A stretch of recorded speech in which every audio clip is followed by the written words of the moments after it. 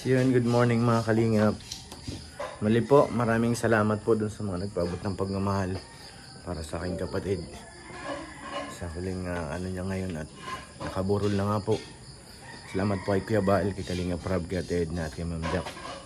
Sa pag-live ni Kuya Bal dun sa mga nagpaabot, maraming salamat po. Thank you po sa inyo. So ngayon mga kalingap, nakaprepare na kami. Hintay ko lang yung mga bata at kami po yung alis na. Paluwas na po ng Tacloban. Sana maging okay ang aming biyahe mga kalingap at walang masyadong aberya dahil medyo maulan-ulan po. So yun, samahan niyo po kami sa aming pag-uwi ng Leyte mga kalingap. At mali po, maraming salamat po sa lahat na nagbigay ng tulong. Maraming salamat po. So yun, let's go mga kalingap. Mga kalingap, balis na po kami. Simulan namin ang pagbibiyahe. Magsi-7 na rin. 6:55. Ang target na alas 5 naging alas 7. And let's go po. Mga kalingap, nandito na kami sa Pukot. May araw na po. Sa wakas nakita rin namin ng araw. Halos isang buwan na walang araw sa daig. Dito lang pala sa Pukot, maano na. Maliwanag ng kapaligiran. Sana hanggang daig na ito nung pag-init niya.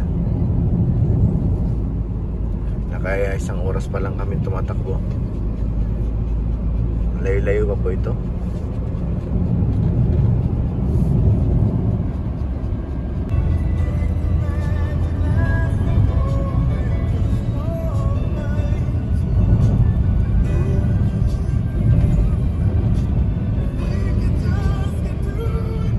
Yan, stop over muna kami mga kalingap at magpahinga ng konti. Kumain na rin ng almusal. Mag-alas 9 na. Tapos itong kumain, dire-diretso na naman tayo. Medyo malayo pa po. Nakalagay sa Google Map natin is almost 12 hours pa. Ilang oras pa lang ang tinakbo natin. Hindi pa rin pa ito nasusunod kasi tawag dito. Depende pa sa dadaanan. At sa Google namin, dito kami ipinasok sa medyo liblib na lugar, pambihira. Pero iwas po kami sa sa bayan ng Naga at sa bayan ng Pili. Lagpas na kami dito pag labas nito. Dire-diretso na po 'yan. Ayaw ko na mag-diversion, naliligaw ako nililigaw ako ni Google Map. Dito na tayo sa dadaan. Ano yan, Sikmaya? Bigay mo kay tatay? Ano pa bibigyan? Po sa tinapay. May ulam pa. Grabe si Sikmaya. Yung ngayon nagcha-charity pa rin. Hindi kasi ayaw naman nilang kainin yung kaya ibibigay na lang natin mga kalip kaysa masira. Ano po si tatay Awa, siguro gagawing uling yan. Sinipili niya yung medyo malalaking sanga. Ano na ba isa? Mamantas yung ulam niya. Si Sikmaya nagbabalot pa. Merienda ni tatay at mag-alas 10 na. Awa rin isa lang siya dyan. Tingin ko pang uling yan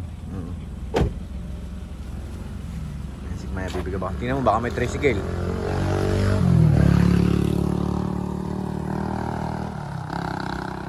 Kaysa masayang, ibibigyan na natin kay tatay. Ayan naman kumain ng mga bata. Sakto, nagkapahinga kami dito. Nadaan namin sila.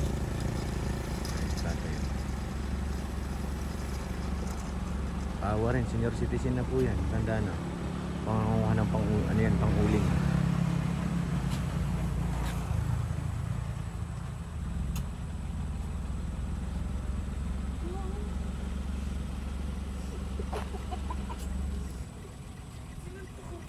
Ulam at saka tinapay. Ang kanin kasi namin, saktuhan lang. Dapat may kanin. Wala, sakto lang kanin natin Saka malapit lang naman ang bahay niya dito. Ayan, tol, alis tayo? Oo. Si Gio, nagawala na. Tama na. Saan ang sumakay? Saan lang yan Di na mahanap ito ng gasolinahan. Kalingap, malapit na po tayo sa sa Matnog. Sa na po ito ng Sorsogon. Natuwa ako dito kasi ang lapad ng kalsada. Kalawak ng kalsada nila rito. So, malinis. Nga lang, may mga bungi-bungi ngayon dahil gawa siguro yung mga ulan na sa kabuuan, napakasarap magbiyahe. Pagka dito ka na sa kanila, walang hassle. Lawak ng kalsada, ang ganong traffic. Wala Ganda. talagang traffic. Ilang minuto na lang tayo, ano na tayo, Matnog. Masakay tayo ng barko. Ay, mga bus na sa lubong natin, magaling na yan Visayas and Mindanao. Sakay din yan sa Roque.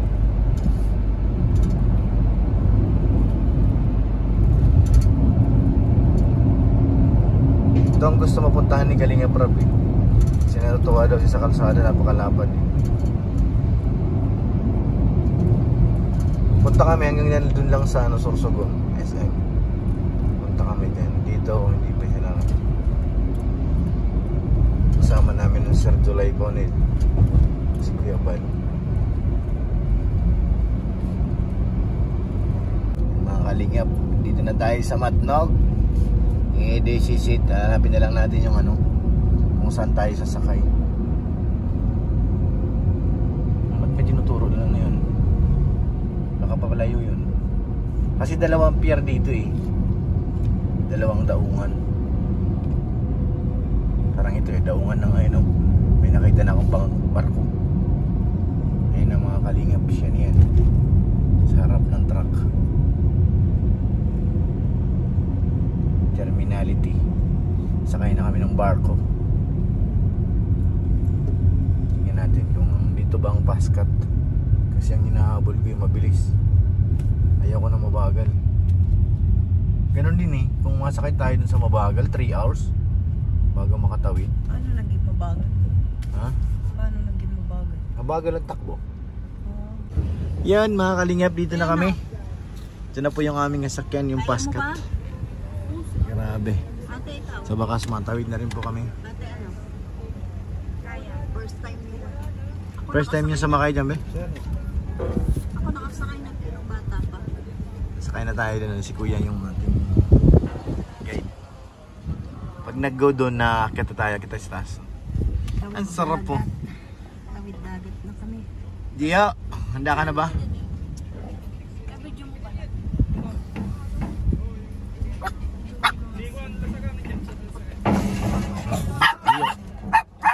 Isama mo na, isama mo na. Doon! Ingay! Abi! Nakakit na po kami mga kalingap sa paskat. Ito po ang ating nakuhang mas mabilis-bilis. Pero ganun talaga eh. Naghintay pa kami ng 1 oras mahigit. Almost 2 hours. Bago dumating ang aming barko. Pero okay po yan kaysa doon sa mga nauna kanina. Sa bilis po ito. Panigurado yung mga nauna kanina maabutan namin yun. Si Gio gustong sumama doon sa taas. Bawal siyang sumama at wala siyang diaper. Andun na yung mag-inaw. Sakay na sila doon. Ito lang ako sa sakyan at maidlip ako. Taabutin kami ng hating gabi eh. Gio! Baby lang Gio! Ito lang tayo baby Gio. Napakat na nga nila mga passenger. Sa aircon ang kinuha ko doon sa second floor lang sila. Kunti lang ng tao nito eh. Yung taas, third floor. Ano na yun? Walang aircon. Yung second floor ang may aircon.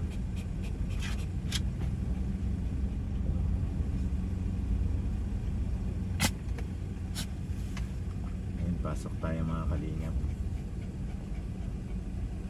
Pag wala na passenger tayo na yan. Nabiyahe ito kahit kunti lang naman. Ito. Sa yun yung kapitan doon, no? Yun yung kapitan nakasakay. Sa ibabaw.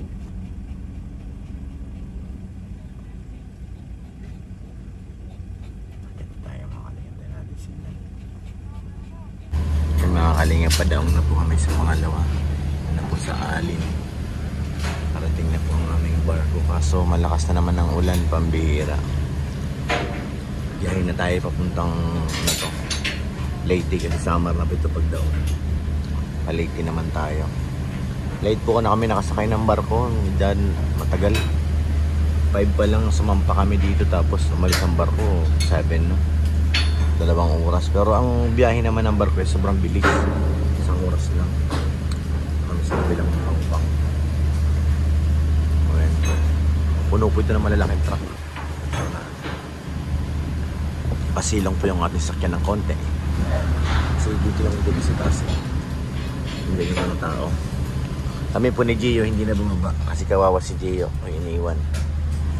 Naubusan ang diaper. Bawal sa loob yung walang diaper.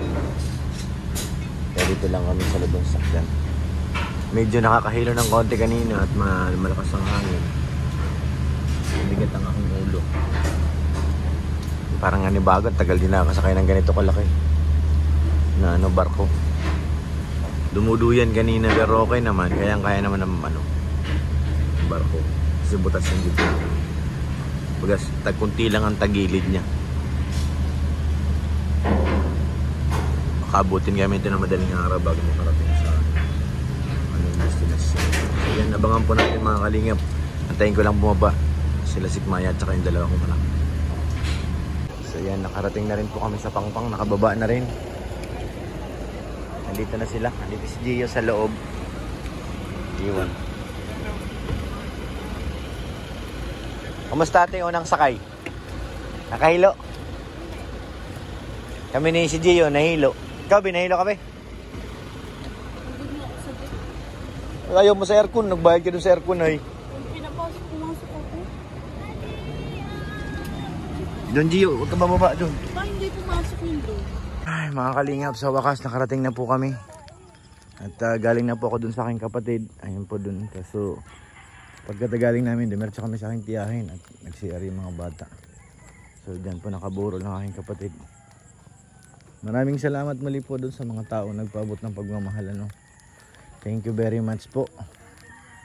At makakaasa kayo, gagamitin natin lahat yun para dito sa aking kapatid kung ano man ang kailangan nagastosin. Kung may sumobra man, siguro ibibigay natin doon sa mga taong umalalay din nung panahon na kailangan ng kapatid ko ng alalay. Kasi wala na talagang kapatid dito. Wala na kaming kapatid na sa ibang lugar. Bali, yung isa naman, yung bunso namin nakapag-asawa na rin. Bahay namin doon sa bukid. Saan ang daan nun? Papunta sa taas.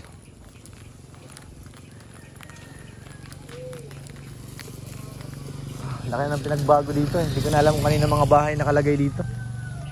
Ibang iba na.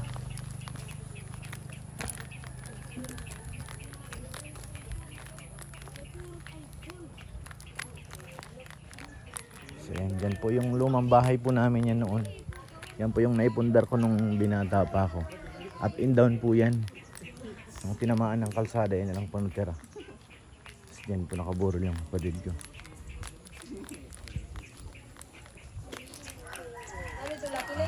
Ay, buta ka!